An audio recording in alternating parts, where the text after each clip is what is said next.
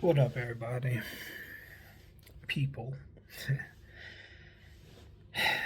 So, I gotta do something that I've been avoiding doing for a long, long time.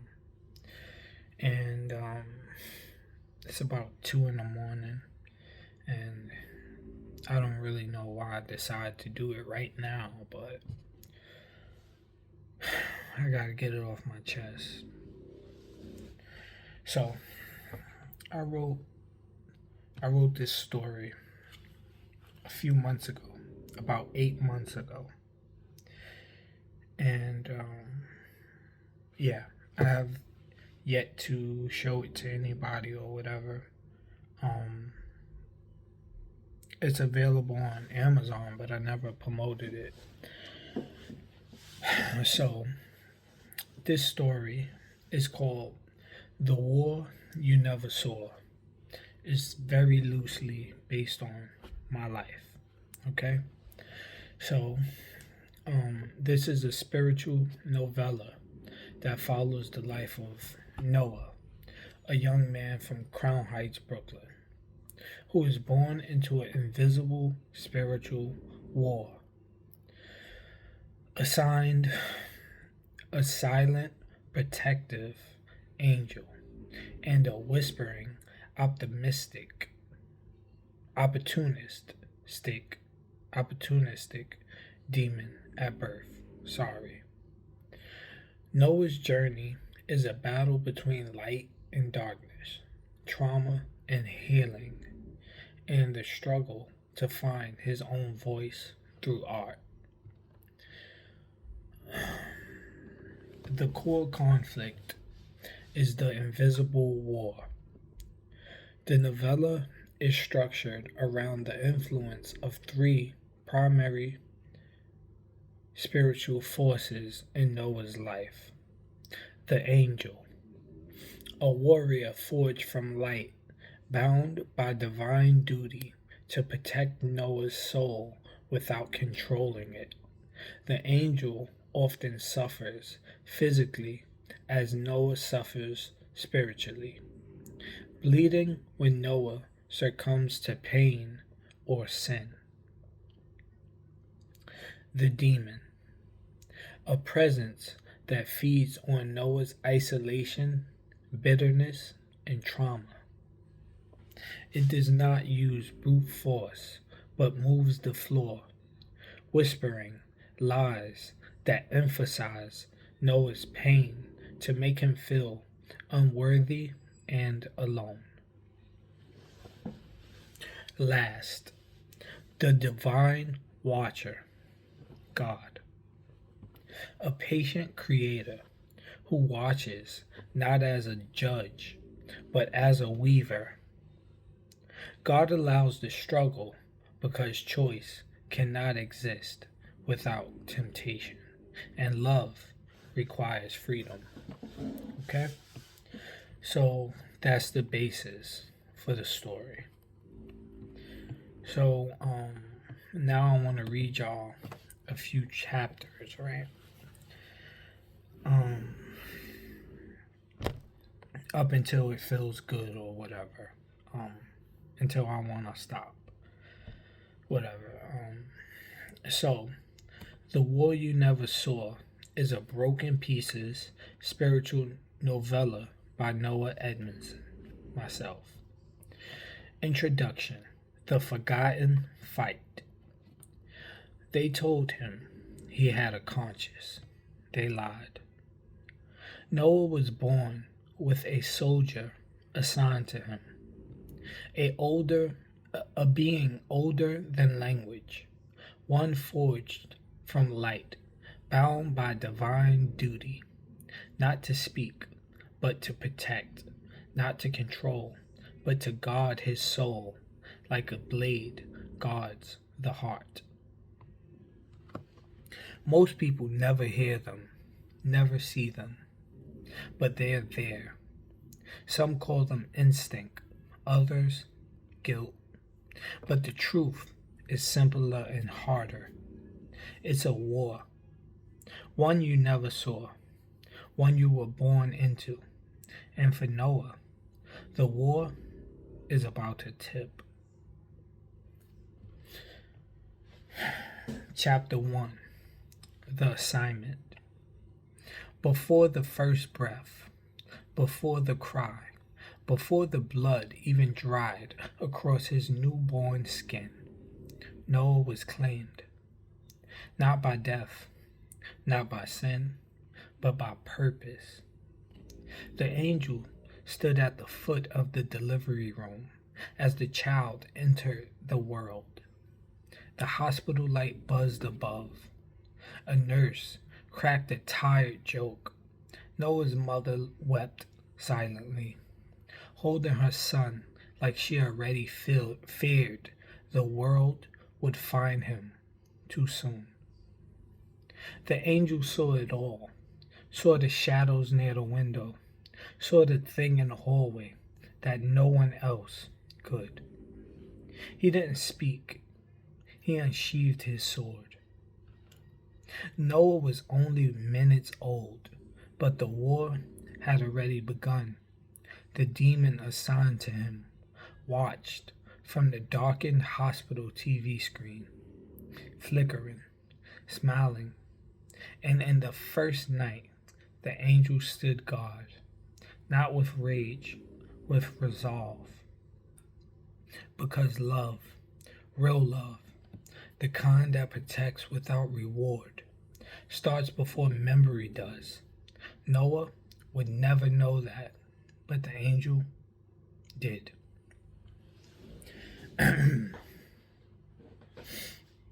Chapter 2. The demon speaks first. Age 8, Crown Heights, Brooklyn. Noah started keeping quiet at 8 years old. Not because he had nothing to say, but because no one listened when he did. His father stopped calling again. His mother worked late, came home too tired to hear the tremble in his voice when he said, "I'm fine." And in that silence, the demon found space. Not loud, not violent, just present. Like mold in the corners of the ceiling. Like cold in the bones, like bitterness wearing a familiar face.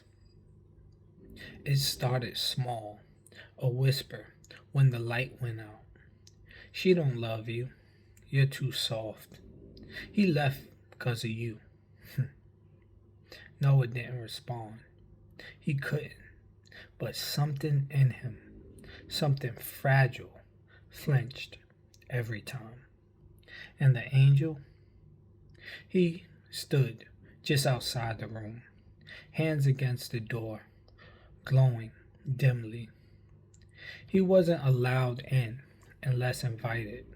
That was the rule. Even love has rules. He knocked, softly, with a flicker of presence, drawing something. Pray, even if you don't believe. Call her Ma again, like you used to. But Noah didn't hear him, because pain can be louder than God when it wants to be. At school, Noah got in his first fight. The kid said something about his mom and how she never came to parent-teacher night. Noah blacked out. Didn't even remember throwing the punch. The demon laughed. The angel bled. Afterwards, the principal made him sit in a corner by the radiator. Noah's hands shook, not with anger, but with shame. And in that moment, something inside him whispered, "You are alone." And worse, he believed it. Chapter 3. Let Me In. Age 9, between sleep and spirit. The first time the angel broke a rule, it wasn't dramatic. There was no lightning, no heavy trembling, just a boy. No heavenly tribunal, I'm sorry. Just a boy, breathing heavily in his sleep, and a whisper of desperation. Let me in. Noah was curled under the threadbare blanket, city sirens wailing outside. The demon sat in the corner of his room, legs crossed, humming something dark, like lullabies flipped inside out. He had grown bolder lately, started showing up in Noah's dreams, wearing familiar faces. His father, his future, even versions of himself twisted with violence and gold chains. He offered love like a deal, peace like a contract, but always at a cost. The angel had had enough. He had waited, followed the law, obeyed the boundaries of free will, but tonight, the boy was slipping, not dying, but disappearing. A slow rot of spirit, the kind that makes a person stop dreaming with their eyes open. So the angel crossed the veil. Inside the dream, Noah was walking through a hallway of locked doors. Each one had a word carved into it: hope, trust, prayer, dad. He walked past each one without stopping, and then he reached the end. A blank door, no handle. He raised his hand and paused. Don't open it, said a voice behind him. The demon stood there in his father's skin, smiling like a man who had just won something. You know what's behind it, don't you? False hope, pain dressed up as purpose. Noah hesitated, and that's when the angel stepped into the hallway. Not glowing, not grand, just steady. He didn't speak right away, didn't try to convince Noah of anything. He just knelt. Noah turned to him. Who are you? The angel looked up, his voice soft, breaking. Someone who's bled for you, someone who doesn't need anything but a chance. I can't stop you from opening that door, but if you do, I'll walk through it with you. The demon scoffed. You really think he believes in things he can't see anymore? But Noah reached for the handle that wasn't there, and suddenly it was. It opened. Light. Not binding, not loud. Just enough to see the hallway for what it was. A place built by fear. The demon shrieked, twisted, broken, yanked back into the shadows.